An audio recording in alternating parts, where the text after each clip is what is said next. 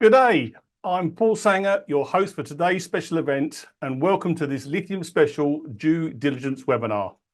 The format for today is a deep dive into the lithium sector with Q&A breaks throughout, as we want to make the event as interactive as possible, so please ask questions via the Q&A box at the bottom of your screen. If we don't get the chance to answer your questions during the presentation, please make sure you put your name in the box because we'll get the presenter to answer your questions post the event.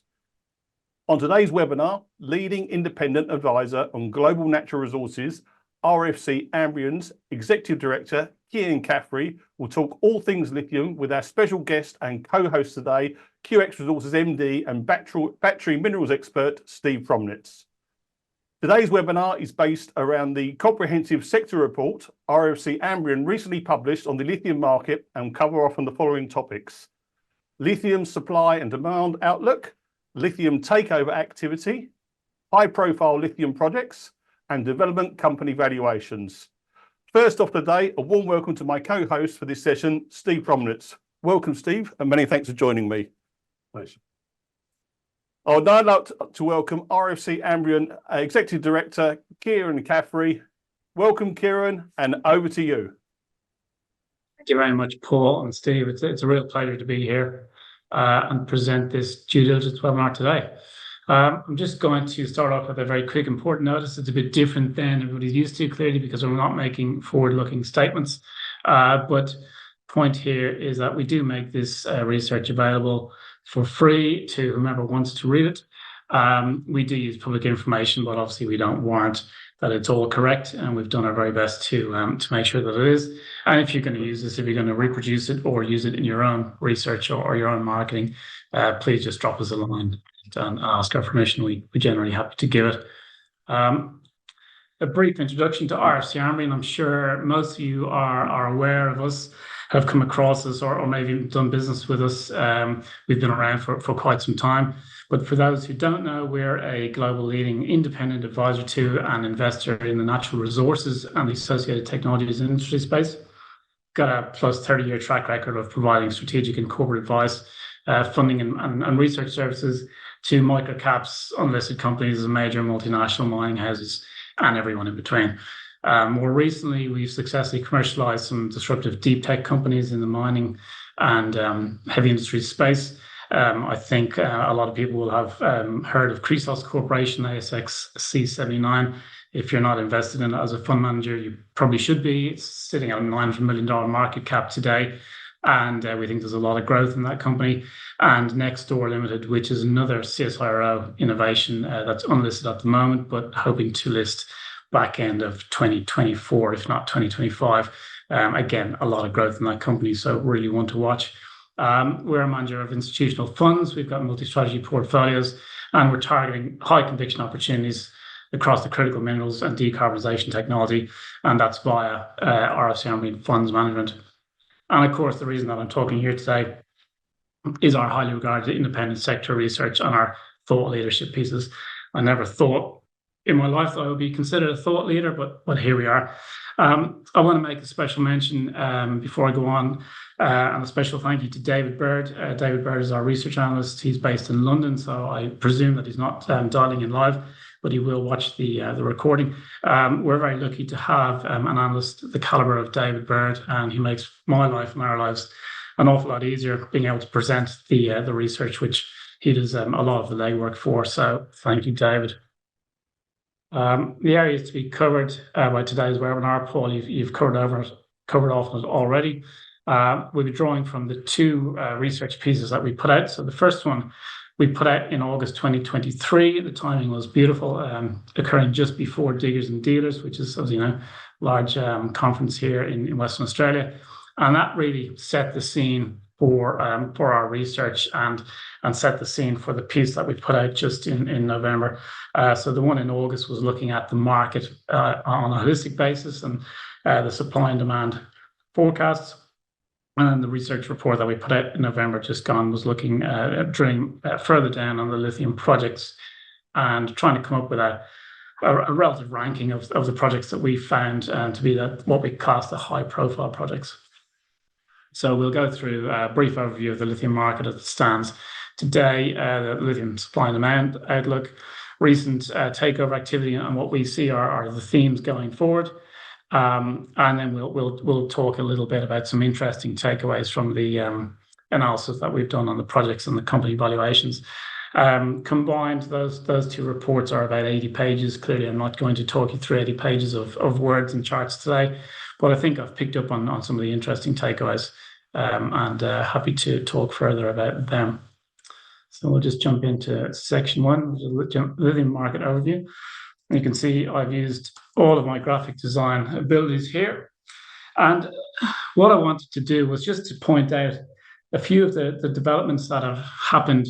And apart from the first one there up in the top left, which is Exxon buying into the Smackover Basin, that occurred in May of this year, pretty much everything else that's influencing the lithium market right now has happened since we put out the first research report in August. So it's a young commodity, it's an immature commodity, and there are developments happening that are buffeting lithium from both the supply side and the demand side. Clearly we've got the lithium price slump, which I'll talk about in the next slide. We've got Javier Milei, who's just been elected El Presidente in Argentina.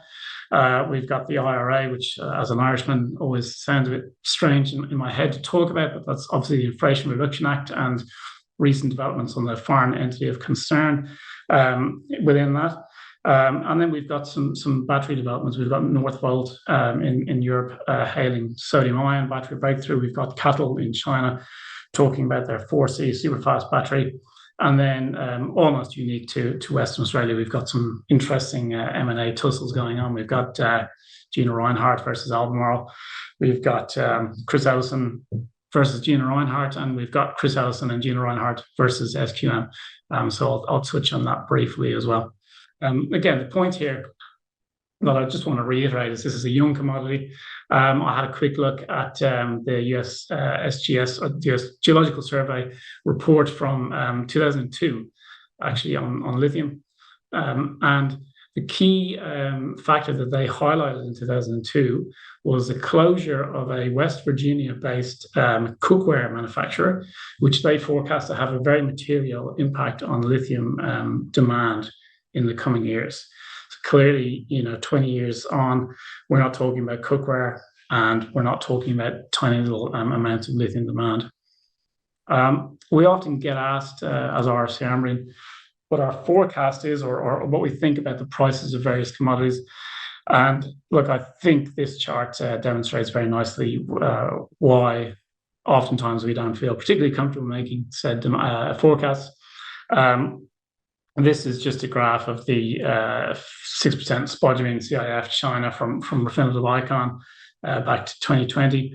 And then I've put in the forecasts from Consensus Economics. So Consensus Economics is an aggregator of market participant forecasts. And I've put in the series forecasts from this year. So from January 2023, July 2023, and November 2023. Now, oftentimes, we all know with any commodity, consensus forecasts are wrong. But I think this has caught everybody by surprise. The kind of the viciousness, if you like, of the slump in spodumene prices, and all of these consensus forecasts are wrong to varying degrees. But it's pretty remarkable to me, at least, how wrong they are and how quickly they've been wrong. Now, there's been some recent commentary, just really even over the last weekend, and I saw some very interesting commentary just yesterday morning about lithium sentiment, and perhaps it's actually shifting around. So, is the price slump overdone? Are prices in China showing some tentative signs of leveling off and perhaps even recovering? I think the other really interesting thing to note about what's going on in the lithium pricing at the moment is very, very few people talking about DSO anymore in Western Australia. Even 6 months ago, 4 or 5 months ago, people were talking about DSO, direct shipping of their lithium, their 1 to 2% lithium ore to China as an early cash flow stream. it's gone very, very quiet on that front now, and I think this price chart shows that quite well. We move on here, and I'd just like to talk about the lithium supply and demand balance. So this chart here is from our August 2023 report, and basically what we've tried to do, and what we always try to do when we look at the market holistically, we did it similarly with copper and nickel reports that we've put out. We're trying to nail down as close as we can what we think the actual supply demand balance is going to be, because clearly, if you talk to 10 different market participants, many have their own agendas and are talking their own books. And again, just to the point about lithium being such an early and kind of immature commodity, here we've got 9 very well respected market or industry participants, and you can see what the spread of forecast demand is there in kilotons of lithium carbonate equivalent in 2030. So 6 years from now, 6.5 years from now, there is a massive spread in the demand forecasts. And clearly, if you're an investor or a project developer in any commodity, you want to have as good a handle as you can on what the market for your product is going to be, or what the demand for your product is going to be at the time that you're producing. And we know that projects which are in the feasibility or even the construction stage now will take a number of years to deliver their product into the market. So what we did was we took an average of this, and pardon me, our forecast average demand there, you can see in the chart. And then in terms of the supply, we looked at, I think it was about 56 projects at the time. There's now been a few more that were at PEA or PFS level, i.e. with PEA or PFS level financials that were publicly disclosed. And we took all of those and we risked them. We applied various risk weightings based on the project development stage primarily to come up with what we forecast as a supply in 2030. And you can see very clearly that, based on the average demand picture there, we still think that there's going to be a deficit in 2030. If you believe that the demand is on the lower end, where Benchmark and Bloomberg are forecasting it, well then, clearly some of the PEA and the PFS level projects are going to be surplus to requirements. But on the flip side, if you're looking, if you're in the Albemarle or the McKinsey camp, and you believe that there's going to be a material deficit, well then, you need to believe that all of those projects are going to come on stream and are going to be producing at the rate of production of their forecast by 2030. I'll make a point that this includes the DLE, direct lithium extraction projects. It includes the clay projects, primarily in Nevada. So, you need to believe that all of those projects are going to be coming on stream, and then there will still be a deficit in 2030. If we look a bit further into the future, the 2040 deficit, and this has been produced by Benchmark.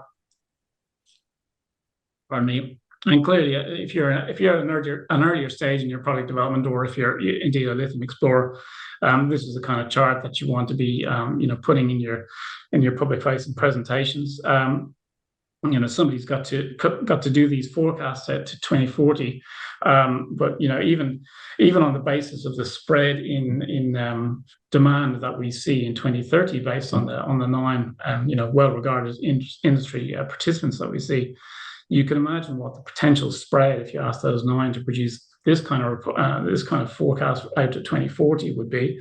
And in the context of a commodity which, as I mentioned before, 20 years ago, we were worried about a cookware factory shutting down. If you're looking 20 years out into the future, it gets very, very difficult to forecast, we believe, the demand picture, but also even more so the supply picture. There are projects, possible projects that are highlighted in this chart. There are exploration projects which haven't even been, the surface hasn't even been scratched on them. And again, the example that I give there is some of the WA hard rock exploration projects at this point in time, which are pre-resource but have large exploration targets. 6, 8, 12 months ago, we weren't talking about them. 6, 8, 12 months ago, we weren't talking about Andover as a lithium project. We were talking about it as a nickel project. And now it's looking like, plus 200 million tons of material there. So these charts have their utility, but just take them perhaps with a little bit of pinch of salt. Just a brief word on lithium processing. I'm not an industrial chemist, so I'm not going to delve too deep into this, but this is a chart from Albemarle. And the key takeaway here, I think, from this particular chart, for me anyway, how much extra processing in terms of the conversion there is after the mining phase, particularly with the spodumene. And it does, to a certain extent, I think, demonstrate how difficult it is to build lithium processing facilities and to get them going and to commission them. There's lithium hydroxide facilities here in WA. They've not performed as well as forecast up to this point in time. And while we all want there to be, and we all really fervently hope that there could be some, significant value added in lithium going forward in WA, I think, the Chinese spodumene conversion industry have had a very, very long history, and they've got it down pat in many ways, and in many respects, perhaps that's going to be the story of the future. Perhaps maybe 1 or 2 more hydroxide facilities here in WA, but in terms of a very, very large industry, it's very, very difficult. I think the other key thing to note here on the brines in particular is the traditional way that brines are concentrated with the solar evaporation. The DLE technologies that we'll talk about in a second are the absorption and the filtration, the ion exchange. At this point in time, when Albemarle put this out, I think it was in May of this year, very much still in pilot stage, but I think we'll see in a few minutes that they're rapidly becoming technically feasible. And then with the clays, the clays in Nevada, Thacker Pass being the primary example, they're going to produce the lithium carbonate, and there's some conjecture about whether that's going to displace or going to be as valuable as lithium hydroxide going forward. Just a brief one, and Stephen, you'll recognize this little schematic here, I'm sure, because I borrowed it from Lake Resources. DLE, we hear a lot about DLE, and I would point everybody to a very good report that Goldman Sachs actually put out earlier this year. I think it was May of this year, and they really dug into it and did a lot of very, very good financial modeling. The key takeaway here is that it's clear that DLE is becoming technically possible. There's at least 45 different DLE technology solutions under development, a mix of absorption technologies, membrane technologies, solvent extraction, so on and so forth. It's already being used, but on a small scale at the moment. It's been around for a long time, and there's been quite a lot of market commentary recently, and I touched on it in my slide earlier on about ExxonMobil. They need to utilize DLE technology to efficiently extract lithium from the brines, the oil-filled brines. And I think for the industry as a whole, that's a real vote of confidence. I mean, ExxonMobil is a behemoth in terms of market cap and financial capacity to do things. $100 million is not a big commitment for them, but it is a decent commitment. And, they would not be doing that in the Smackover. They would not be drilling already if they didn't believe that they were going to be able to extract the lithium from those brines utilizing a DLE technology. I think I read somewhere in a bit of market commentary from them that they have, I can't remember exactly how many, but it was thousands of PhD level scientists working on this within ExxonMobil. And it does also, I think, and we'll touch upon it in the M&A commentary, it does also make you think about what the plans of the oil majors are going to be in terms of lithium extraction going forward. Finally, then, we've just produced a brief relative ranking of the various lithium sources. This is subjective. Again, I've used my graphic design skills here to make a few mixed orange and red traffic lights. But broadly speaking, your exploration resource risk, I mean, hard rock spodumene deposits, particularly in WA, they're quite well understood. I've got a background in exploration geology myself, and I dare say I would have drilled, if not LCT pegmatites, at least a pegmatite back in my day, and pretty much immediately ignored it because we were looking for gold and copper. But the brine evaporation ponds or salars, if you like, I suppose the exploration risk there is the different chemistries across the brines, even within the same salar, and then the risk of the kind of chemical risk of the evaporation necessary to get them to the salts. Clays we've highlighted there. I mean, the exploration risk is very, very low in Nevada, and the McDermott of Jindalee Lithium and Tiger Pass. They're just sitting at surface, very, very large clay-hosted bodies, very, very friable. Not a lot of mining risk around them. Lead time to production, I think the DLE, front and center there in terms of being able to, if we just pop back up to here, Lake have highlighted it very clearly. You're talking about 1 to 2 years for your typical evaporation ponds, and hours, days, months at longest once the DLE technology becomes commercially scaled. And the reason that we've put the brine evaporation ponds there as green also, clearly if you have a brine evaporation pond that you've already been pumping brines into for the last year and a half, well, they're just going to start producing, straight away, and they're going to continue producing at a very sustainable level. Various other things then. I'll just talk briefly about the ESG considerations and probably the last thing I'm going to say necessarily on ESG, because we haven't actually considered it in a quantitative way in our research, but the ESG considerations, clays, there's a lot of discussion and conjecture around the carbon intensity and the water intensity of those clay-hosted deposits. Similarly, if you're talking about hard rock spodumene, exporting 6% spodumene from Australia to China, you're exporting 94% of the material. That's not really all that valuable. If you're exporting it from Brazil to China, even more so. The brines and the DLE brines, they're going to use far less water and far less energy in theory. So that's why we've given them a green light. I think we can probably stop there and thanks, Ken.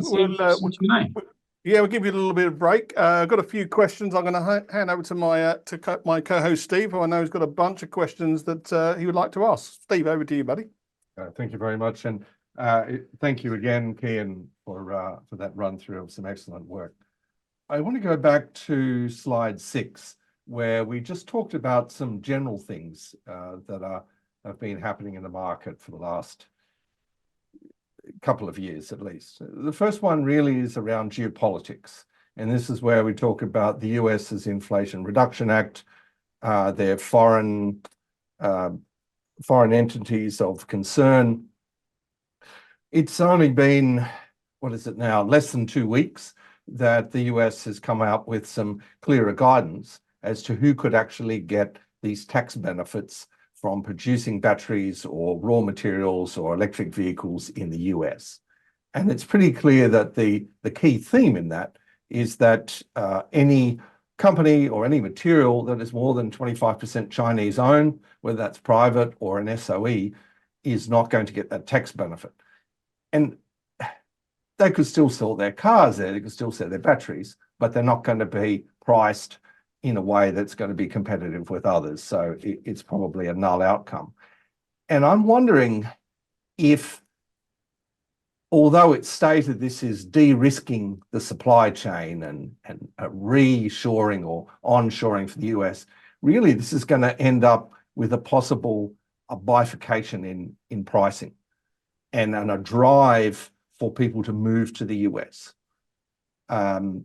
It could well be that pricing that we see in China could actually be different to the pricing that we see in the US if you've got either a product coming from the US, continental US, or what I was told a couple of weeks ago by a member of the State Department is that North America for them is USA, Canada, and Australia, which was newsworthy for me. So I'm wondering if that is actually going to change. We've already seen it's changed the dynamics and a massive increase in cathode production and anode production in the US, but could it actually lead changes to demand, to pricing, to a bifurcation in pricing? Okay, they're really interesting question, Steve, and thank you for that. And look, I've actually unfortunately missed it, but I do know that Benchmark have done a very good or very rosary. If it's not been today or yesterday, it's this week, and they're talking a bit further about that. So I would encourage everybody to maybe try and track down a recording on that.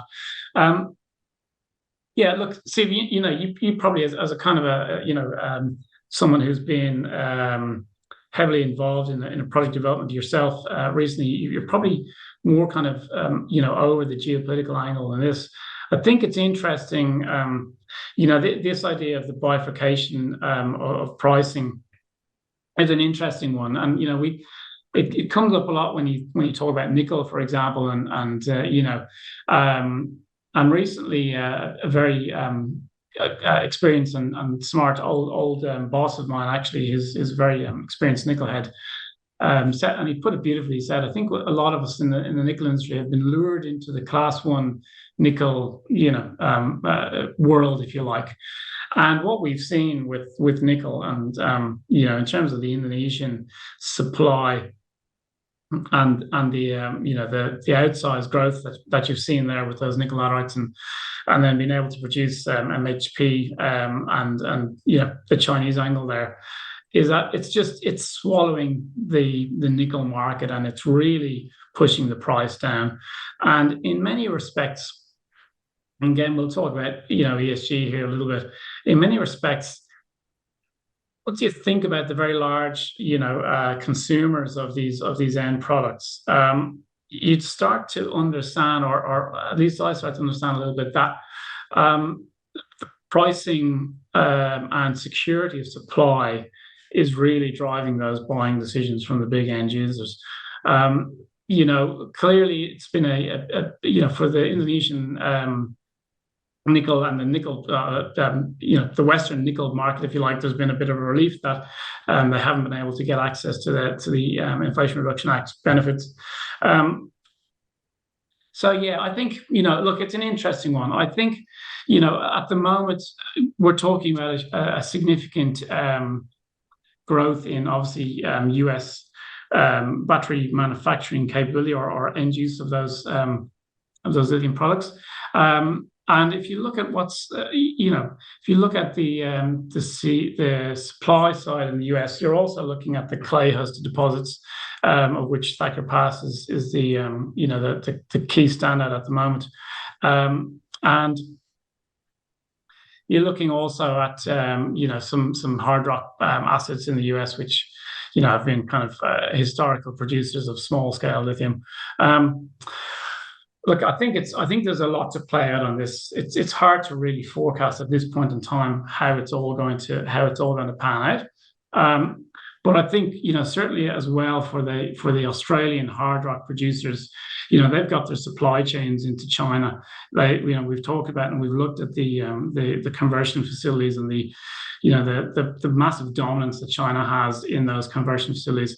I don't see those supply chains, particularly for the Australian spodumene producers, really altering. It's hard to see why they would at this point in time, absent a very large and in many respects government supported lithium hydroxide industry emerging in Australia, which again is going to be difficult, and then shipping that lithium hydroxide.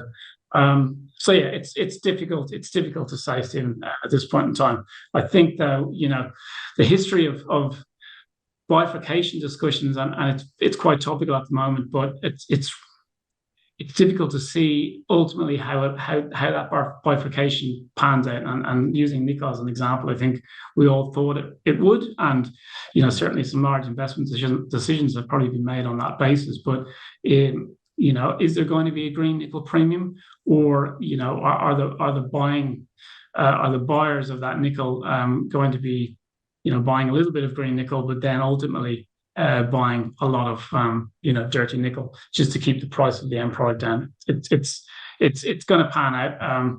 It's such a young commodity. There's lots going on, and it's hard to say right now. But I think there's lots to come over the bridge from that.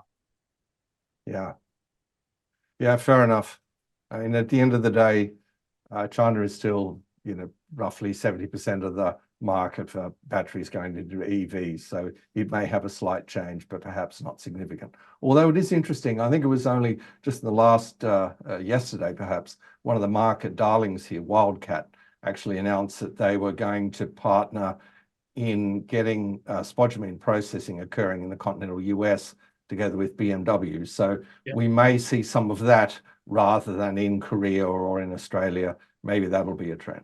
Yeah, look, I think we will. And again, the US conversion industry and battery industry in and of itself is still relative in its infancy, I think.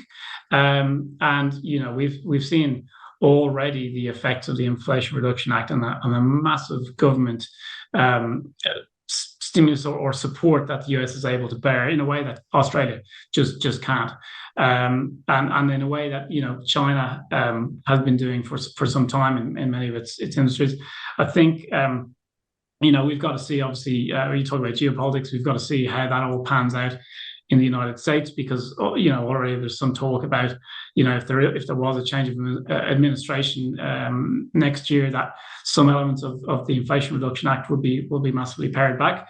I don't suspect that you'll see any of the red states, if you will, that are getting battery factories and are getting government support. I don't suspect you'll see them being yanked, but it's interesting to see how that dynamic will play out. As I say, should there be a change of administration next year? So yeah, it's but look, the USA is able to throw massive monetary and taxation resources at this issue, and they're really scrambling to catch up. And it's been, in terms of the industrial base of the US, it's been one of the biggest developments, certainly in our lifetimes. There. So it'd be very interesting to see how it all pans out. Yeah, and a quick question from the floor here. What's your view on the risks around alternative battery chemistries such as sodium ion emerging to replace lithium? Again, a great question. I thought it would come up. Look, I think, and I'll take a little bit of this on notice, and I'll come back to it, and perhaps I'll send on some further information from our report from August. I think that the takeaway that we came to was that sodium ion batteries are going to play a part. There's no doubt about that. Probably not as material as some of the market commentators will say, or will mention. I think they at this point in time anyway, where the battery chemistry or the battery technology is, it looks like they'll be for the smaller end of the e-mobility, so the e-mobility and small city cars, if you like. And I did see, I mean, I'll say Mr. Jarrah's name, I think once, and maybe not very, very often in today's presentation, but I have obviously, as everybody in the industry has, seen some of Mr. Lowry's webinars and discussions, and as a man that probably knows more about the lithium industry at this point in time than most, he's not overly concerned either, because it's at this moment, again, it's in its infancy, that battery technology, and there's almost certainly enough demand for that to play a significant part and probably take market share at that lower end of the market. But lithium ion batteries have such a head start in terms of their integration into the entire electric vehicle value chain at this point in time, that it's very, very hard to see again that whole scale disruption away from that, because the factories have been built. There's a massive amount of capital have been sunk into building factories, China, the US right now, on the basis of lithium-ion batteries. So to make that very, very large scale change in that element of the supply chain, it's hard to see it disrupting it massively. I think there will be a place, but I think there's still going to be a very, very, very large demand for lithium-ion batteries. Thanks, Ken. Steve, any final questions for Ken? Yeah, there's another question here that's come through, and it's related to one I was going to ask about. You put up a lithium pricing slide before. It was slide 7, but it was interesting that this only referred to the spodumene pricing. Yes. And naturally here in Australia, that's the main product. But it's interesting as we look at lithium carbonate and also certainly FOB out of South America, and also lithium hydroxide, it's still very much trading in that range, $22,000 to $26,000 a ton, maybe up to $28,000 a ton. And it's bumped around a little bit over the last few months, but it hasn't changed that much. So I get the feeling that maybe we're getting to a new base. It's certainly very different to a few years ago where we were talking $10,000 or $13,000 a ton before it went up to 80. So it's still pretty significant. But one of the questions came here is actually around DLE, if it might change both the pricing for the product, because you produce an end product on site, and then secondly, once you get over the capital hump of building these DLE lithium projects, could that perhaps extend the tail at the lower end of the cost curve? Because the idea, I mean, we'll see as they move from pilot plants and demonstration plants into production, but the idea is that they will be at the lower end of the cost curve. So they're the two questions that have come up. And look, again, very good questions.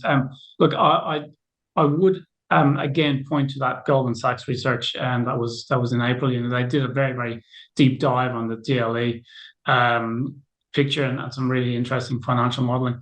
Look, I think that's fair to say. And look, the reason that the lithium hydroxide and carbonate consensus forecasts are a bit more difficult to nail down, I think again it's a function of how well understood the spodumene the industry, if you like, particularly here in Australia is, and the kind of relative simplicity of pricing is to get these prices and to get these forecasts.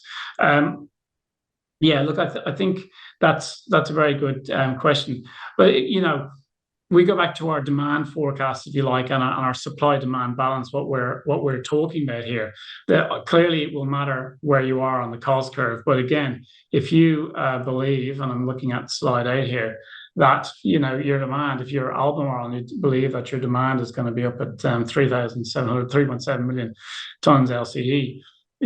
We're looking at 60 projects, give or take here, including the DLE, including the clays, that the DLEs, some of those haven't demonstrated that they can do it commercially as of yet, but we believe they almost certainly will, given the amount of DLE research that's going on. Clearly up at that top end of the cost curve, and if you're a high cost hard rock spodumene, or you've got to transport a long distance and so on and so forth, you're gonna get a little bit nervous if those supply demand forecasts start tightening and the demand is coming in at the lower end. But even still, if you're believing that there's anything above the average of our calculation there up to the top end, then there's going to be space for all of them. So yes, I think it will. I think DLE will have a significant impact. Obviously the carbonate and hydroxide pricing is different, and I think yes, you're right. I think we are seeing that level in the hydroxide pricing at least. But again, on the basis of what we see as a supply-demand dynamic going forward, there's probably going to be space for everything. Thanks, Kean. Look, we've got a bunch more questions to ask in this section. Let's get on to the next section, and we'll address those at the end of the presentation. So back over to you, Kean. Ready for stage 2? So This is what most people are probably interested in at this point in time is lithium M&A and what's been happening. So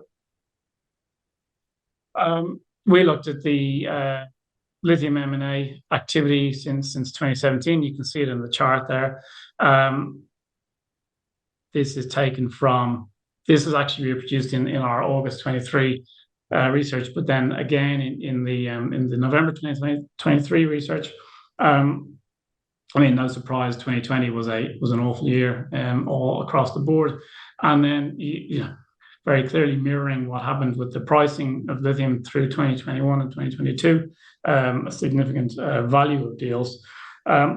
Interestingly, the amount of deals that have completed so far in 2023, 20% higher than 2022, but so far, again, a much lower valuation. Now, I'll mention that this chart here doesn't include the Livent merger, nor did it include, I mean, obviously it didn't complete Albemarle attempting to take over Liontown. But the recent kind of themes here in the M&A are, rationalization, consolidation, again, a young industry, and rationalization there.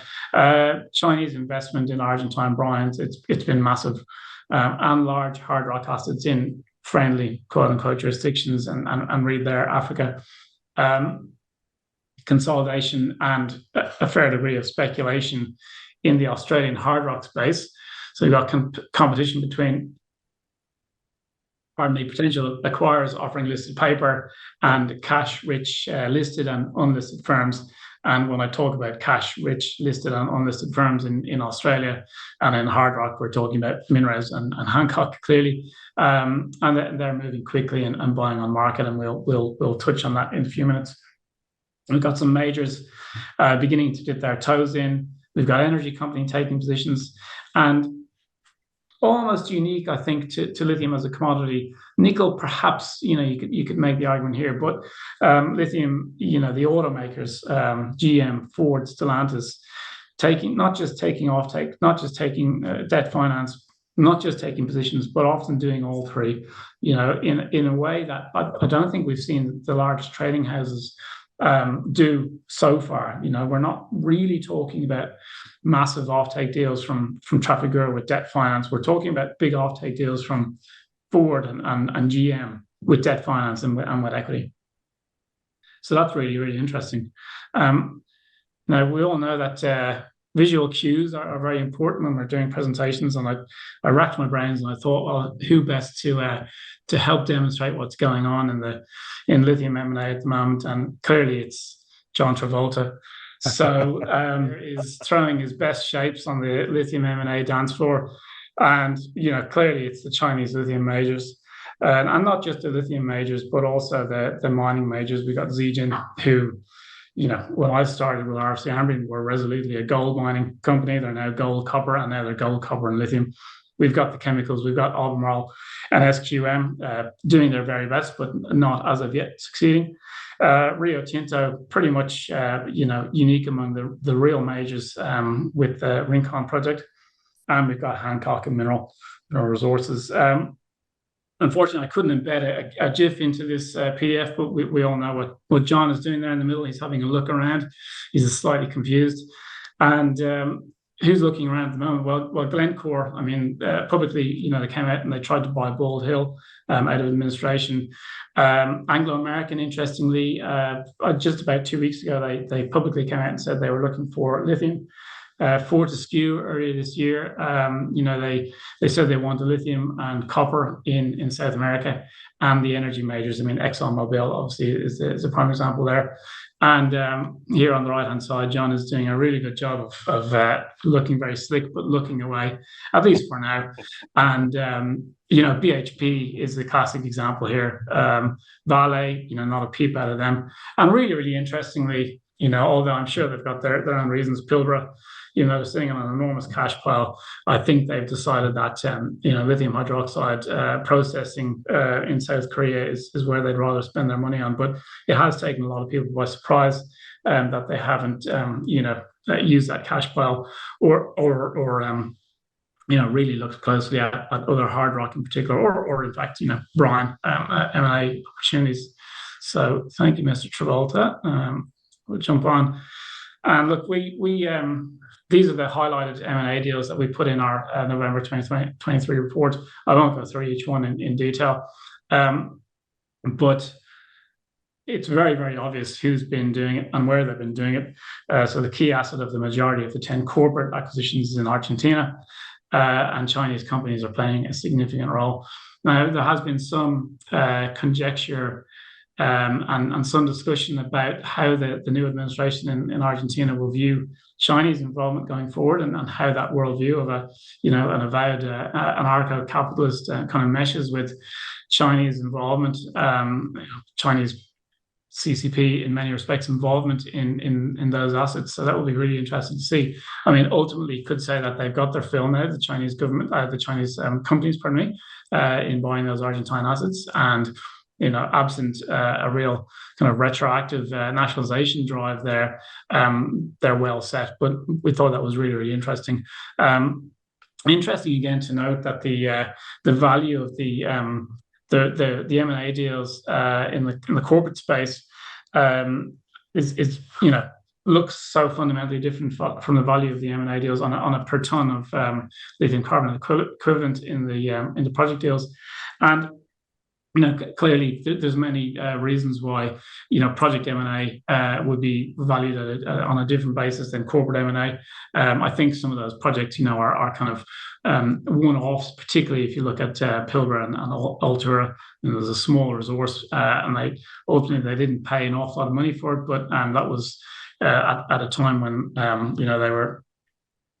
Altura were in an awful lot of trouble, clearly, and Pilbara were able to do the deal that made an awful lot of sense for them geographically. I mean, it's the same pegmatite essentially.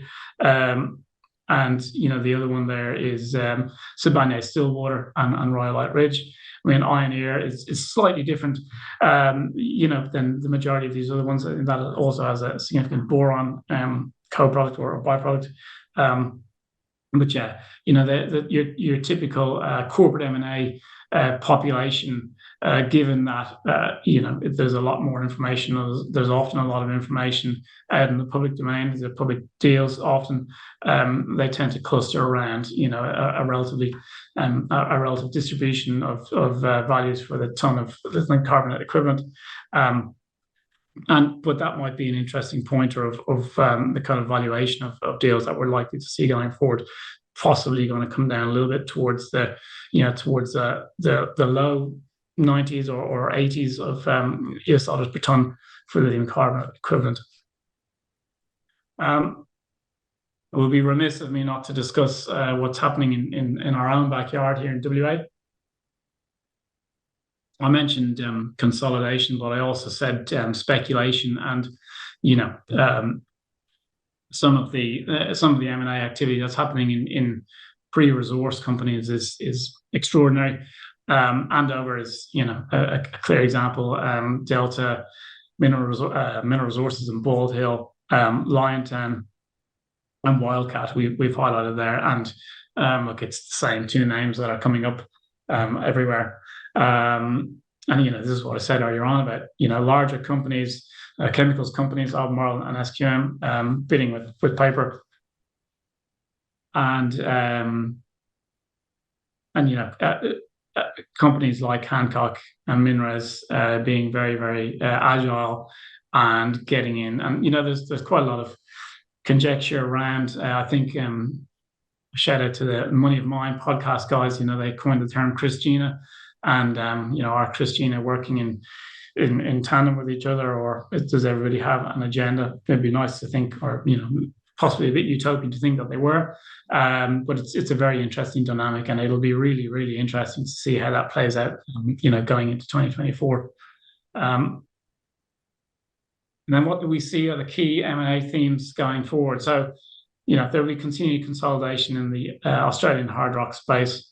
I think you will probably see some more corporate M&A, and not just the minority M&A stakes that we've been seeing so far. You'll probably see some project level activity. and more of the kind of JVs and partnerships. You'll also see more of the producers moving further along the value chain, where what Pilbara have done and Minres and so on and so forth. More consolidation in the Argentine brine space, whether or not that involves Chinese firms or whether it involves your established players there, and particularly once DLE becomes mainstream. And when I say mainstream, that 2 or 3 years time, when DLE has been proven to work at scale and sustainably so. First mover consolidation in the Nevada clays. This is a really interesting one because there's an awful lot of lithium in Nevada. We're all well aware it is low grade. There's some ESG concerns about it, but Nevada is consistently ranked in the top 2, top 3 of mining jurisdictions worldwide. There's a very, very significant mining industry there in Nevada already. They get mining. It's a staggeringly fruitful place for solar powered, renewable energy. And as we'll see in a few minutes, the Nevada clays, those projects and the companies that own those projects are very, very low relative value at the moment, based on the resources that they have there, but also their own forecasts for project valuation. So Thacker Pass, Lithium Americas is in development. Clearly, it's come off a little bit, and it still needs to be built and demonstrate that it works. But again, once we see that working, it's almost a binary. In many respects, it could be looked at as a binary outcome, and I think we'll begin to see some consolidation there. Continued Chinese investment in countries where they can invest. Australia closed off. USA closed off, Canada closed off in many respects. Argentina, who knows, Chile, but African countries, Goulamina is a classic example in Mali, and various assets in Zimbabwe. That will be interesting. And look, we've put in a few wild cards here, and we like to kind of, as I say, be thought leaders, and try anyway. And one of the ones that we think could well happen, and I wouldn't be surprised if we saw something in the next few years, seeing a very large established brine acquisition by an oil major. Brines are quite different to hard rock, and they're quite different to clay acids in their concentration, as we've discussed already. And in many respects, it makes an awful lot of sense for a large oil major who's already very well established and experienced in hydrogeology, if you like, and dealing with large volumes of fluid, particularly if you think about Exxon and how they're looking at DLE and how they're going to be using DLE. Once somebody cracks that, I can see there being potentially a very large acquisition. And you're looking at Argentina, Chile. There's some brines, some interesting brine developments in the United States as well. The other wild card here, that may or may not happen. Not that they've publicly said anything about it, and they're obviously pretty busy at the moment spinning off their base metals assets. But Vale are the Brazilian hard rock miners in iron ore. They control a significant amount of the infrastructure for exporting and developing hard rock assets. And there are some very large Brazilian hard rock lithium assets, Sigma, which we'll discuss in a second. But also, if you look at the likes of Latin Resources who are developing Salinas there, potentially that could be something that's going to happen in the future as well. I think we've come to the end of this section, so I'll take some more questions. Thanks, Cian. Just take a breath. Steve, a few questions? Oh, look, you covered things very well there. And is always the case, we see corporate M&A deals done when the price of the commodity is up. And when the price of the commodity is down, we see more deals, but they're all smaller. So I guess there's no surprises, but it's always interesting to see that in cold, hard facts in that graph. One of the things I thought was good there, at least if we looked at the pricing of those deals on a case-by-case basis, there's clearly a clear out price somewhere around $40 to $60 a ton of contained lithium carbonate. So that should at least provide some comfort, perhaps, to as we look around different companies and where they're priced. I think you're going to be talking about that more in the next section, but I think that's probably something that that the people who are looking at this session could take away with a bit of comfort. Yeah, I think, and we always say, and everybody in the industry says, past performance is no guarantee of future performance. But yeah, look, I think you're right. I think we look at M&A multiples all the time in every industry, and there are always outliers. There are always outliers on the top end, on the bottom end, in these corporate deals. But yeah, I think the distribution of those deals is, it actually surprised me a little bit how tightly packed it was around that, kind of 70 to 100 and odd dollars a ton. And you're looking at Sonora, Bacanora, Lithium, Ganfeng, $42 a ton there. LCE, you're looking at another Chinese firm there buying at $39 a ton. But then you're looking at the Argentine brines, $195, $180 a ton. So yeah, look, I think and look, as you pointed out, we'll have a quick look at the development company evaluations, and one very, very, very interesting takeaway from that I think is quite worth noting. But yeah, I think that's a fair point, Steve. And I suspect that, again, as if we do see the lithium price stabilizing or rising again, we will see more high quality, or we'll see more M&A. Let's say, nobody likes to do corporate M&A in a falling price environment.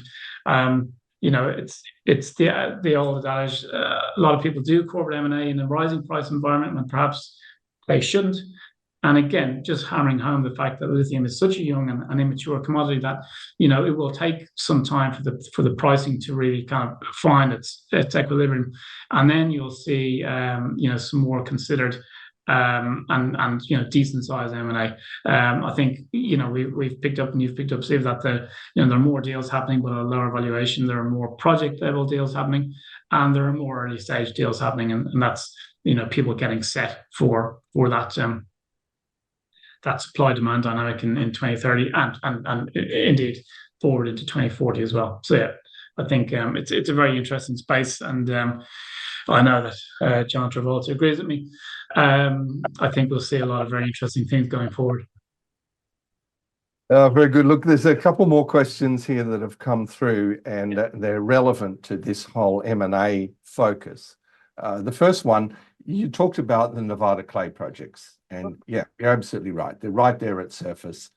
There's still questions around some of the processing technology, but it looks like they're going to get around that. But certainly the ESG issues are going to continue, and together with permitting issues, regulatory risk, permitting.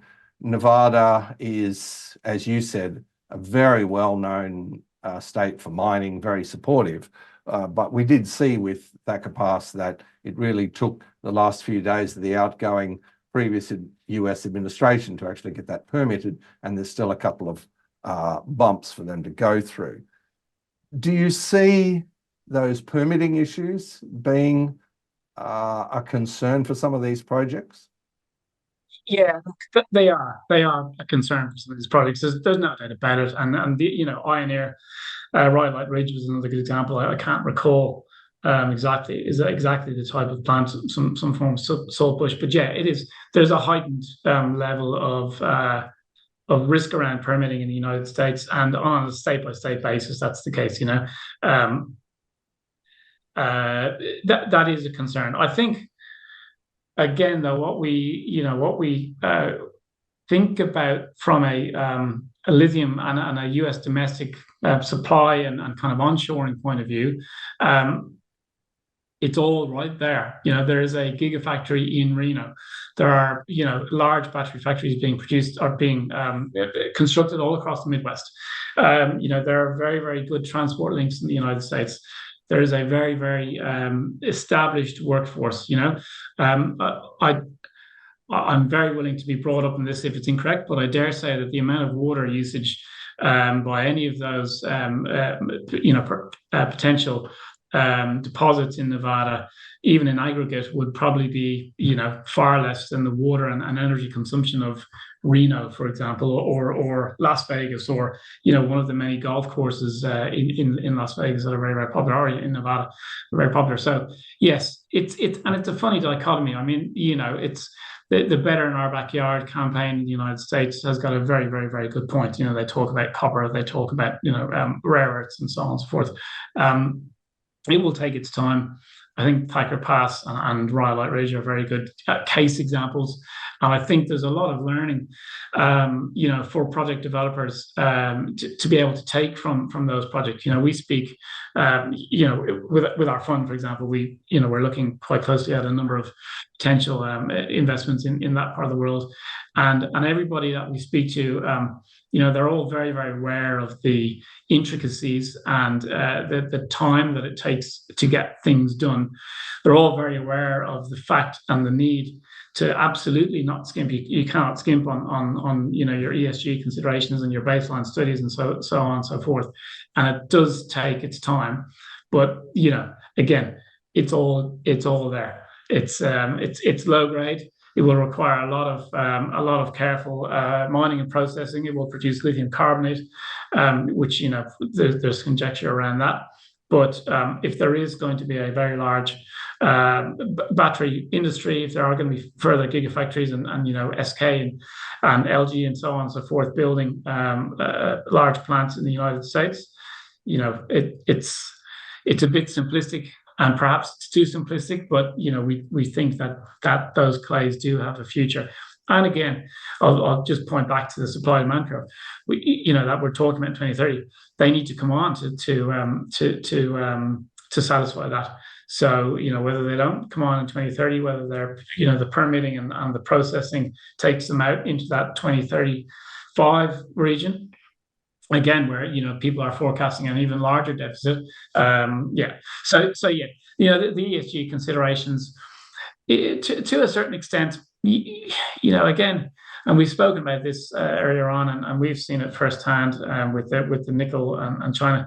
It's sometimes I think it can be a little bit overblown. And I think if we look back on this, if we were looking back on this in 15 years, if we're looking, if we're standing here in 2040 looking back on this, I think we might say that ultimately the bigger picture in terms of the the electrification of everything, did end up taking precedence over a lot of those more specific ESG concerns for the mines, if you like. They will have their challenges, and grade is king. Grade is king in every deposit. It's king in gold. And it will be king in lithium. They won't be easy. There will be a lot of hits and misses, but I think there's space for them going forward. One more. There's another question too, which is related to M&A and also supply demand. We've seen how with lower lithium prices, perhaps some of these projects won't come to market as soon as we might have thought even 6 or 12 months ago. In the same way, there's a question here around global macroeconomics. If we're going to see a trend towards a recession, even if it's a soft landing, is that going to crimp EV demand, and therefore perhaps the trend for lithium demand is not as strong as thought previously? Yeah, I think, and again, that's the big question, isn't it? What does the actual EV demand look like? Because that drives everything. EV and to a lesser extent ESS, energy storage systems. I did see some market commentary just over the last few weeks about when you're talking about EV demand and you're talking about a slowdown in growth you're not talking about an absolute slowdown in people wanting to buy EVs. You're talking about the slowdown in the explosive growth that we've seen up to this point in time, and that we're still going to be seeing. The Chinese EV subsidies are coming off, but then in the US they're going to be ramping up. I think you've seen. Clearly it's not going to be earth-shattering, but I think you've seen just this week the Victorian government saying that they're going to subsidize people putting battery packs on their homes. So there's a whole melange and a whole kind of overlapping system of government subsidies and government and kind of industry pushing towards still continuing adoption of EVs. I think Europe, very much leading the way. Australia, obviously, the range anxiety over, particularly here in WA, around driving long distances and getting stuck out near, Meekatharra now or near a charger is very real, and it is, altering people's perceptions. But look, I think, and I'm not an economist, but I think that the global EV demand picture, there's still a lot of growth there. We're going to see a slowdown in growth. If there is a recession, even if there is a soft landing, you're going to see people wind back their spending. People are going to be deferring those personal capital expenditure decisions, if you like. They're going to be getting a little bit of extra out of their old ICE cars that they've got. But if you're making that new decision in the next 2 or 3 years, to buy a new car. A very good friend of mine just recently went down to the car dealership, and the BYD cars are on the lot, and they're cheaper, or they're cost effective relative to a standard ICE car, a very similar ICE car at this point in time, and you can pick one up and drive it away straight away. The Chinese automakers are getting significant market share. That's obviously anecdotal, but I think if you're making that large decision and you're in any way concerned, I suppose, about your own impact on the climate, if you like, then I think EVs are getting more and more attractive, almost by the month, and that's absent massive subsidies or as those subsidies kind of come off. So yeah. Certainly, there will be, it has an effect on everything. There will be a slowdown in the growth, but we're still going to see growth. And again, that will factor into that wide disparity in the demand forecasts out to 2030 that we've noted. But even still, at the very lower end of that demand forecast, you're still going to need to see most of, if not all of these projects coming on at various stages out to 2030 and slightly beyond. Thanks, Cian. Just conscious of time, let's get on to section 3. Excellent. Okay. And look, this is just a very, very brief overview of our lithium projects review. I'm not going to massively labour the point about how we've come to, our high-profile projects. It's all in the report, and I'd encourage anybody who wants to get a copy of those reports that I've referenced here and hasn't got them yet, just reach out to Share Cafe, reach out to us directly, and we'll happily give them to you. So look, just briefly, we identified 61 development projects with at least PEA level financial disclosure. Now, there's a number of projects that had PEAs or scoping studies that didn't make it into this list, and that's because we couldn't benchmark them with the disclosure that they've made. And there will be more coming on stream. Obviously, we categorized them to obviously account for the differences between hard rock brine and unconventional, and then we scored them on project factors. Then we concatenated them all and got a group of 21 projects, which we've termed the high-profile projects. And these there's a certain degree of subjectivity in this as well, in terms of the projects that we believe are most attractive from an M&A point of view. Now, clearly, the best, the original GOAT in terms of hard rock spodumene projects is Greenbushes. Greenbushes is not here because it's not a valid M&A target. There's some projects that you would look at and say, well, why isn't that in here?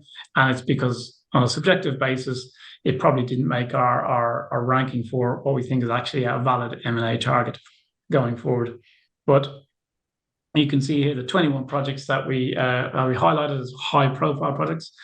They include 6 projects which we're well aware I'm very happy to say, are not going to be M&A targets, but we left them in there because they're very good benchmarks for looking at the rest of the projects, and we've named them there. And then it's left 15 projects which we believe have a higher probability. They're owned by junior lithium companies with a limited number of additional assets, so it's easier to obviously benchmark and value them, just on a look through to the project. I think the takeaway here from these two charts, we've got the high-profile projects ranked by the resource to the total resource, and I'll make a point of saying that does include. I updated that specifically to include the Kachi and the Salinas resource updates, which came out since we did our November report, the cutoff date, and then the high-profile projects ranked by the forecast production. So the really interesting takeaway here, just purely by looking at these graphs, is the disparity in the size of the resources between what are the hard rock spodumene and the unconventional, versus then the actual production profile of same and the mine life. So clearly, if you're operating a very large low grade clay deposit, you're looking at, and they all kind of cluster around that 40-year mine life, which is on the right hand side of the chart on the bottom. But they're all producing between 20 and 40 kilotons of LCE equivalent. The hard rock, Goulamina being in Mali, can get those economies of scale with the production, and clearly, whether it's in lithium or whether it's in gold or copper, all those big Chinese companies like to be very, very big producers. Grota de Cirillo in Brazil is another one, a shorter mine life, but a higher production profile. And then obviously the brines there as well, Rincon and Kachi. So we just wanted to highlight that. The next slide then, this is just the high profile projects, that we identified, the 21 projects there. Note that this one isn't ranked, and I've deliberately left off the ranking of how we decided to rank them, because there's, as I said, a degree of subjectivity. But I encourage you all to read the report and see how we came up with our rankings. But you can see them there. We've marked the owner and the operating, the project stage and the resource and the grade, and divvy them up between the hard rock and the brine and the clays there. 2 or 3 questions to finish off with, This is quite an interesting point, I think, and quite an interesting chart, which shows.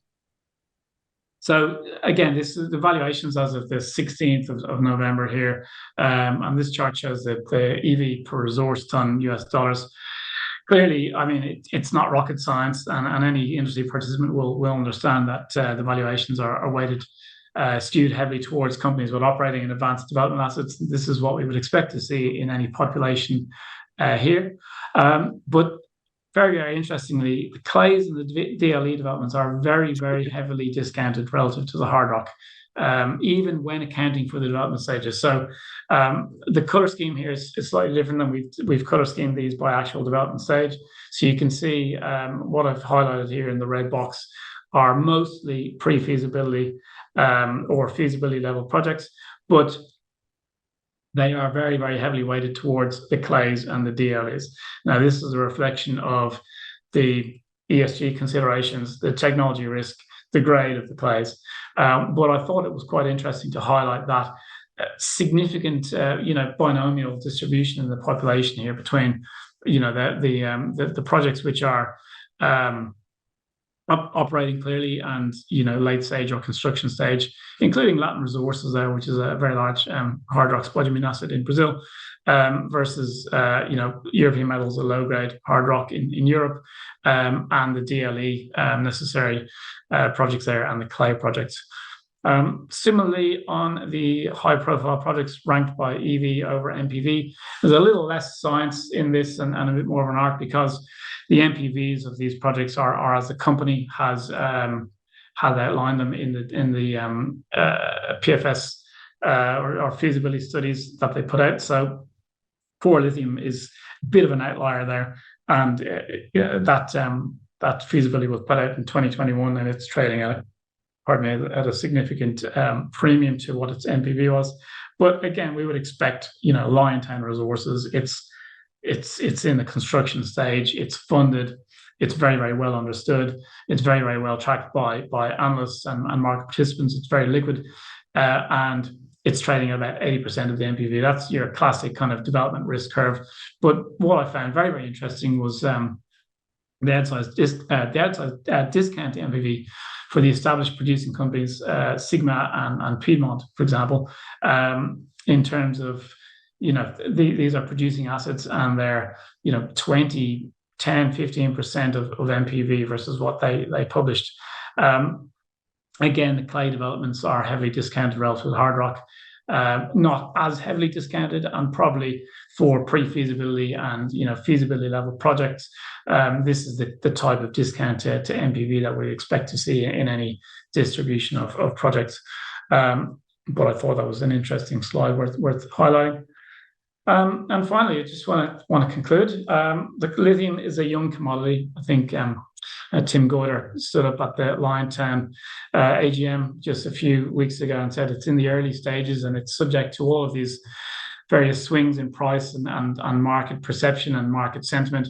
The technological, political, geopolitical pricing, they shift the sands weekly in a way that we don't actually see with other heavily traded commodities. It's more of a chemical and processing story in many respects than other commodities, and the developments further down the value chain have outsized impacts on pricing and sentiment. Pricing is getting more transparent, obviously, as we've discussed already, but there's still a little bit of conjecture over what's driving it, particularly in recent months. On the supply side, clays, the DLE story and the movement of the oil majors, we think should be watched very closely. On the demand side, the advances in battery material science have the potential to move the demand, but probably not, in the way that some may feel or the perception may be. M&A activity is slowing somewhat, but premium assets will still attract significant attention. And with those some of those large valuation disconnects we see, it could potentially create pretty significant opportunity for considered and/or opportunistic M&A. And that is all from me. So thank you very much for giving me the opportunity to talk to you both about this subject. Thank you, Kiri. You're not away just yet. A few closing questions that I'll pass over to my right-hand man. Look at just a couple of quick ones. Thank you again, Kian. First of all, when I was looking at those last couple of slides on your projects, slide 20, 21, 22, 23, it doesn't really matter which one you look at, maybe on 23. It doesn't really matter which one you look at. It's clear that scale is important. Yes. And you've clearly identified some of the value opportunities here. And I think that is a key flag for investors that we're looking today. There is clearly something there for investors around these clay and DLE projects and the oil space. But also scale is important. I think we forget that sometimes. And you flagged that beautifully in a couple of your slides. They're the things that larger companies are going to go for. Absolutely, Stephen. And scale is important in every commodity. Scale is important when you're developing a large copper porphyry. You need to believe that it's going to go through 2 or 3 copper cycles because, we've done a lot of research around pricing cycles, and I've talked earlier on about consensus prices, and they're the benchmark for how you think about your commodity prices or the prices of the product that you're going to produce going forward. But you need to be able to really believe that you're going to be producing this commodity sustainably once you've sunk your initial pre-production capital, and then it's obviously your sustaining capital isn't going to be crazy. You need to believe, if you're a large company looking at M&A, you need to believe that this asset is going to sustainably produce through the cycles. Now, lithium, we don't know at this point in time what a lithium cycle looks like or how long a lithium cycle will be, in the same way that we can look at copper super cycles and mini cycles and nickel and iron ore and so on. We just don't know with lithium. But so what does that tell us? It tells us that, okay, you need to believe that if your thinking is that we're going to go through some of these cycles and maybe the price goes back up to, you know, those crazy prices we saw in 2021. But even if it doesn't, if it's gonna bottom out for a little while, you need to be able to capture that back up in the upswing. You also need to be in a position to capture what we term the fat tail events. So those 1 or 2 years where lithium goes crazy again and you make bank. So yes, absolutely, it's the same for every commodity. But in terms of the what's going to be attractive to as an M&A target, it's scale, it's valuation discount, whether that's just perceived or an actual real discount, whether it's, you know, and time will tell, particularly for the clays and the DLEs, time will tell whether that valuation discount was warranted or was just a function of perception. But yes, yeah, you know, short mine life lithium assets they're not going to be as attractive unless they have some other, you know, extraordinary, you know, near-term attractive attributes. But yeah, scale is king. One of the things that I often get asked particularly from retail and high net worth investors, is it over? Have we got to the bottom yet? When do I get back in? And what I really liked about this report is it actually provided a lot of substance where you could actually do that analysis, do your own research, and sort of come to that conclusion. You know, what's your sort of gut view on that? My personal view is that the macro story about both electric vehicles and also energy storage is still very strong. Lithium is still a key component in any of the key technologies going forward, except for sodium ion. You know, what's your sort of view, and then your house view about, you know, are we there yet? You know, we're coming to the end of COP. Is it COP 28 in the UAE at the moment? There's some real conjecture that the closing statement from COP 28 is going to be, yes, we all agree that we are phasing out fossil fuels. Now, I think you know, the OPEC countries will probably have their say on that, and that might not actually be the closing statement. But I think we're coming to a tipping point where, you know, 100 countries in the world are saying, yes, we need to actually publicly come out and say we're phasing out fossil fuels. The lithium demand picture is not going away. It's going to jump around a lot, but you know, if it is 3,700 kilotons of LCE in 2030, which, you know, 6 or 7 years away, or it's 2,400, it's still large. It's still growing at a significant CAGR, and it's still, you know, at multiples of where it was just 20 years ago. Again, 20 years ago, the USGS was talking about a cookware shutting down and affecting lithium demand. We're not talking about cookware anymore. So absolutely, you know, are we there yet?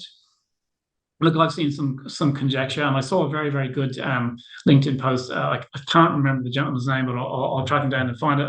And he basically looked at lithium pricing among all, you know, all of the market prices, stock prices among all of the large producers and developers. And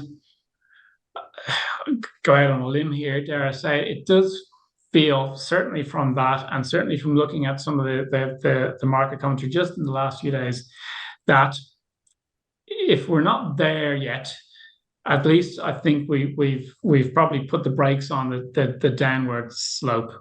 You know, that's probably maybe as comfortable as I'm willing to go with my prognostication. But yeah, look, I think that the medium term and the long term demand, it's going to jump around. It's a young commodity, and it's an interesting journey at this point in time because we don't know, but it's not going away. We don't think that it's going to be materially affected by battery mineral or battery technologies, to the extent that, you know, in 10 years' time we're going to be, you know, not talking about lithium. I think that will always be there. And you know, I think I'm happy that, you know, we've been able to kind of point to investors to, you know, what are on a kind of an objective and a subjective basis some of the more interesting projects, and what is the supply and the demand forecast. And in pretty much, you know, the majority of those readings, we're going to need all of these projects to come on. So, you know, perhaps we will leave it at that in terms of my forecast. But yeah, it feels like we've stopped on the downward slope. And certainly, if you look at just even the last few weeks of market pricing in some of the lithium producers and explorers, and some of the the commentary out of China, it does feel as if it could be back on a, if not a sustained upswing, and certainly not the crazy prices again that we saw, but certainly getting back towards what might be looking like an equilibrium. And I don't think it's going to be as low as the downward curve suggests right now. And maybe we'll see a little bit more after the Chinese lunar holiday. Exactly. Again, and look, there's always year on year. Iron ore is a classic example. There's always a lot of conjecture and subterfuge, if you like, going on around what's exactly happening. Anybody who claims that they know exactly what's happening there is not being wholly honest with you. But the signs at the moment are pointing towards, at the very least, a breaking of the downward trend, and perhaps a little bit of a sustained upswing. Ian, thank you so much for your presentation today, and a big thank you to your broader team at RFC Ambrian. It's been an absolute pleasure having you on today. Really, really interesting presentation. Big thank you. Thank you very much, Paul and Stephen. It's been a pleasure, and I hope everybody who's viewing and sending in questions has got something out of it. Thank you very much. And Steve, thank you so much for being my co-host today. Really a pleasure to have you here today and get your thoughts and views and some great questions. Oh, no, thank you. Thank you for the opportunity. And again, I also want to congratulate RFC and yourself, Ian. You're a great presenter. Cheers for now. So that's all time for now, everybody. Thank you so much for tuning in. There's no doubt the lithium battery minerals were obviously a key focus in 2023, and there's no doubt in my mind they're going to be in play again in 2024. Hopefully, you've got some real insights on how you can play those themes in the new year. Thanks for tuning in. Very Merry Christmas and a Happy New Year. Thanks to all.